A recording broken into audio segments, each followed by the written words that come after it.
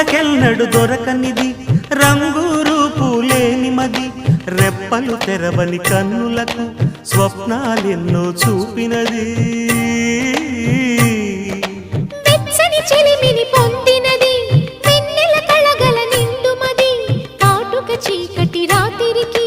బాటను చూపే నేస్తమది చేతికి ఆదని జాబిలిలా